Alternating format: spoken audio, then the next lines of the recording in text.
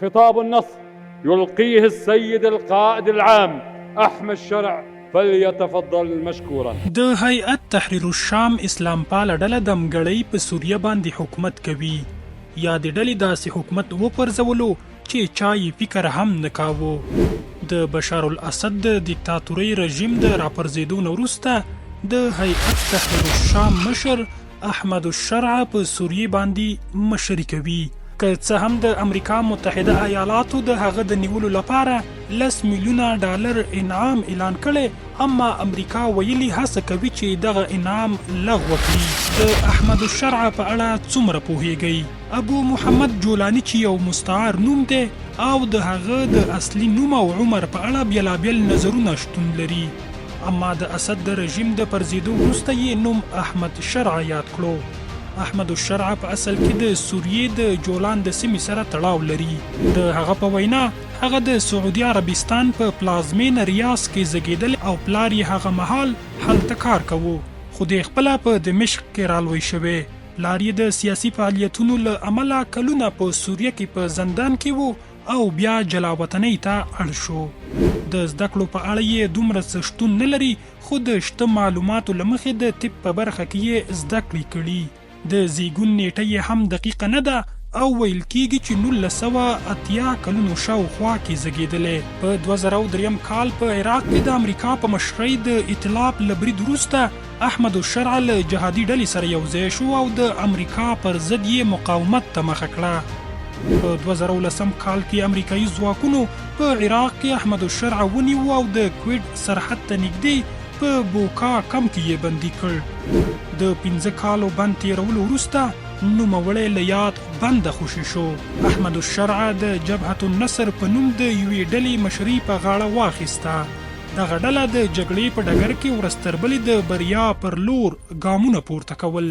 په همدې حال کې د امریکا د بهرنیو چارو وزارت په 2014 کال کې د احمد الشرع د ځانګړو نړیوالو ترهګرو په لیست کې شامل کړ او 4 کال وروسته یې د هغه د نیولو لپاره 10 میلیونه ډالرو انعام اعلان کړ.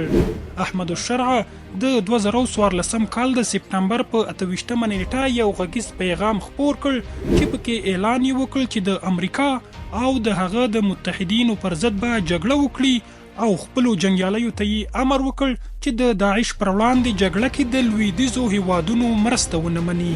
خو په وروستیو کلونو کې نوموړي ځان د یو معتدل شخصیت په توګه وړاندې کړ او وړاندیز یې وکړ چې له لویدیځو هیوادونو سره جګړې ته هیڅ لیوالتیا نه لري او ژمنه یې وکړه چې له اقلیتونو به ساتنه وکړي. په 2018 کال کې احمد الشرع اعلان وکړ چې هیئت تحریر الشام په نوم یې یوه نوې ډله جوړه کړې چې عمومي مشري یې د په غاړه ده. د احمد الشرع تر مشرۍ لاندې هیئت تحریر الشام د سوریې په شمال لویدیځ کې د ادلب او شاوخوا سیمو تر ټولو مهمه جهادي ډله وه. د جګړې له پیل وړاندې د ادلب نفوس 2.1 میلیونه و، خو ځینې اټکلونو له مخې د کډوالو په راتګ سره دا شمیر 4 میلیونو ته ورسید. احمد الشرع په 2021 کال کې د PBS سره په یوه مرکه کې ویلي چې اصلي موخه یې د بشار الاسد لرې کول دی او ادعا یې وکړه چې متحده ایالات او لویدیځ هیوادونه هم ورته موخې لري. په 2020 کال کې هیئت تحریر الشام په ادلب کې د القاعدې مرکزونه وتړل، د دوی وسلې یې ضبط کړي او ځینې مشران یې بندیان کړل. دغه ډلې د داعش د عملیاتو پر وړاندې هم مبارزه کړې ده. مخکې چې کومې سیمې تر کنټرول لاندې وي هلته یې د اسلامي شریعت قوانین نافذ کړل، خو د نورو جهادي ډلو په پرتله یې دغه قوانین په سختدریزه توګه نه پلي کول. دا ډله په ښکاره توګه له مسیحیانو او نورو مذهبي ډلو سره سم تعامل لري چې له همدې امله یو شمیر خلک د هغه پر ډېرې منځلارۍ نیوکې کوي. د سوریې د ولسمشر بشار الاسد نسکورول هغه هدف و چې احمد الشرع یې په کلونو مبارزې ته اړ کړ. اوس له 14 کلنې کورنۍ جګړې وروسته د هغه تر مشرۍ لاندې اسلام پال ځواکونه دمشق ته ننوتي او دغه ښار یې آزاد اعلان کړی. د احمد الشرع په وینا د اسد رژیم ماتې ناشونې وه. د بشار الاسد د رژیم له نسکورېدو څو ورځې مخکې له CNN سره په ځانګړې مرکه کې ویلي وو چې د رژیم د ماتې تخمونه له هماغه پیله په دې رژیم کې موجود وو. ایرانیانو هڅه وکړه چې رژیم ته بیا ساه ورکړي او وخت یې وغځوي. وروسته روسانو هم د ملاتړ هڅه وکړه، خو حقیقت دا دی دا رژیم مړ دی. دا څرګندونې د احمد الشرع د ځواکونو د بریا او د بشار الاسد د دورې د پای ته رسېدو په اړه د اعتماد ښایي. سرلدې دا پوښتنه پاتې ده چې آیا دا بریا کولی شي په سوریه کې د ثبات او بیا رغونې پیل شي، یا هیواد بلا هم له نویو شخړو او ستونزو سره مخامخ وي. احمد الشرع خپله جهادي لونګۍ پرېښوده او پر ځای یې د نظامي یونیفورم اغوستو ته مخه کړه. د ډیرو په اند احمد الشرع د عربي دودیز لباس پر ځای غربي لباس ځکه غوره کړ چې په دې توګه وکولی شي خپل ځان او خپل ګروپ د نړیوالې ټولنې او لویدیځو هیوادونو لپاره د یوه معتدل اړخ په توګه ور وپیژني. دا بدلون د هغه د سیاسي او تبلیغاتي ستراتیژۍ یوه برخه ښکاري ترڅو نړیوال ملاتړ ترلاسه کړي او د هغه ګروپ د ترهګریزو سازمانونو له لیست څخه وباسي.